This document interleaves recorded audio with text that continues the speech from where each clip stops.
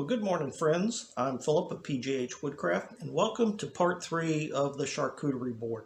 It's actually day number 4, but it has rained for 24 straight hours here. My bench was out on the balcony, and the wind was blowing sideways in some cases. So the bench got wet, had to wait for it to dry out. So I'm back inside today, and we're going to work on planing the board and getting it to start look like an actual charcuterie board. I actually put this is a trivet I made a few days ago out of some scrap wood. Same board as this, Peruvian walnut. And all this on here is some mineral oil and the PGH wood wax that I make myself. And that's a beeswax mineral oil combination. Simple to make. But it actually helps protect the wood. Look how beautiful that is. And that's what we're hoping this wood is going to look like. Got a couple of challenges that we're going to have to deal with. First of all, the board itself. So you can see that it's nice and flat on one side, very rough on the other. But the board is so thin that I cannot bump it up against my planing stop there because I'll actually hit the stop with my plane. So we're going to use this piece of scrap wood to bring it up a little bit, give us a little bit more height, but we also need to find a way to attach the board, the charcuterie project, to the board itself.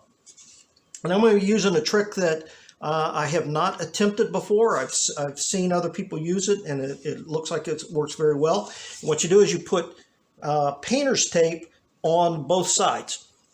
Put it on your project, put it on the piece itself, and then you put thin CA glue. CA glue is just another word for super glue.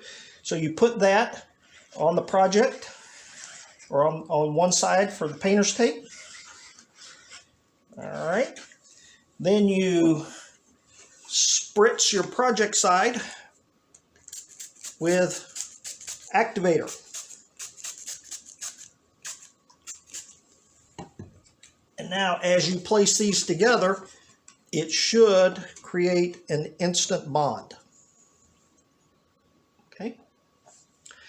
If all works well, that will now give me a real firm grip to be able to start my planing activities. Well, I can already tell this thing is not moving. So I think I just might like that trick. Again, this is the first time I ever tried this. Super glue or CA glue on painter's tape. Let's see how that works. So I've got my smoothing plane. So I have the board, the blade retracted all the way back to hopefully not going to get. Let me, just to be sure, let's back off that blade a little bit more, just to be sure. Because what I want to do is start actually sneaking up, okay, on it. See, not getting much of a bite there, so we turn the adjusting wheel. This is a very sensitive wood, very easy to work, so I could very quickly get going down too deep. So we're just going to sneak up on it a little bit until we start getting some shavings. All right, can you hear that? We're starting to get a little bit, starting to get some curls showing up. Now a little bit more.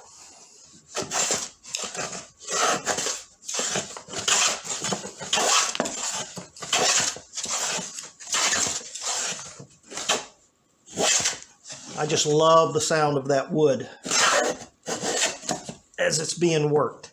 So you can already starting to see it's smoothing up, starting to get a little bit of a sheen to it. The plane, the sole of the plane, actually will burnish the wood as you're going through. All right, I need to put a little bit of lubrication on this, and we're going to grab the wood wax. Be right back. Hang on just a second. All right, this wood wax, I actually call it cutting board wax, is good for protecting and helping the wood itself. But because it's mineral oil and natural beeswax, it's also good for any of your wood tools. You could use this on a table saw bed, a jointer bed, anything like that. So It helps smooth the cutting action, but it also helps protect from rust. So handy little formulation there. I did not think of it, by the way. You can find a lot of examples of it out there on the internet. So let's continue going, see what we can come up with. Yeah.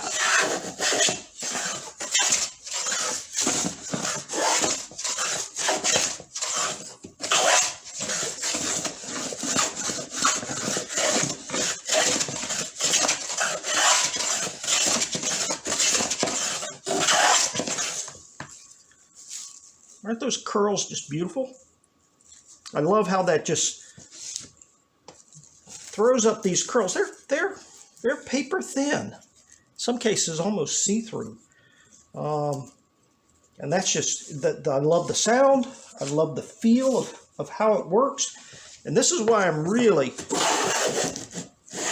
starting to enjoy the handwork as opposed to all the power tool stuff. Wow, look at that. Okay. We are going to have to flip this around a couple times. Already making some great progress on here. I'm going to keep working on this. Probably take me a good 30 minutes to an hour to get it done, just on this side. Then I'll flip it over. The other side's not nearly as rough, so it's going to be much easier to do. And we'll check back in at the end of the planing, see how it looks. All right, thanks. All right, what do you think so far? Got a nice pile of shavings going on. I did have to break out my smaller plane. This one is a vintage Stanley. It's a Stanley number 120, built around 1910. Just a nice little smoothing plane. It's really not designed to be a high precision tool. But the other plane I was using was just too long to get into some of the nooks and crannies that I needed it to. So breaking out the 120 has helped me get into this valley.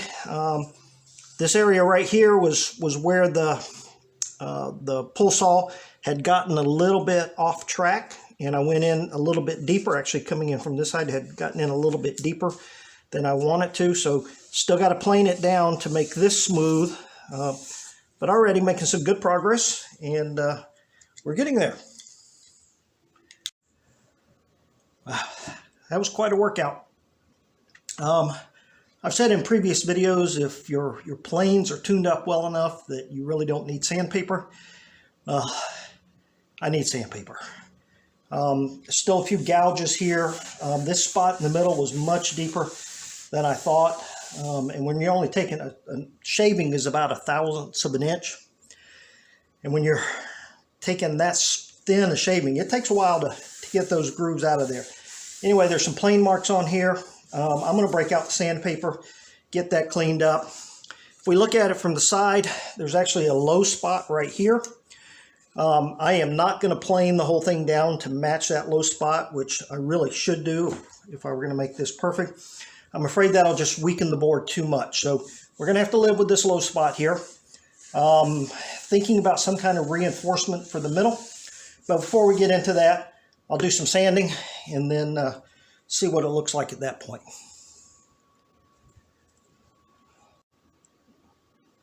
All right, are you ready to take a peek at it?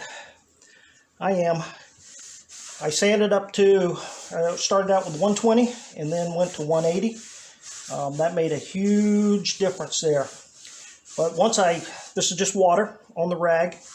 Now I can see, now that the dust is gone, I've got a couple of more flaws that I'm going to have to deal with. I've got a little bit of a groove here. That can be sanded out. A little bit of a groove here. That can be sanded out as well. But right here, might not be able to see it very well in the camera. That gouge is pretty deep. So I think what I'll do is come in with some black CA glue and fill that in, smooth it out. Once this thing gets finished up, black CA glue will blend in very well, and probably shouldn't be able to see it after that. So I'm going to go ahead and clean off the rest of the sawdust. let this sit dry, and then probably fill in that hole, and we'll take it from there. Okay, that's going to do it for today. Join me again tomorrow. And hey, if you like what you're seeing, do me a favor and hit that subscribe button. If you're not liking what you're seeing, leave me a comment down below and tell me some things that you really would like to see. All right, take care. God bless.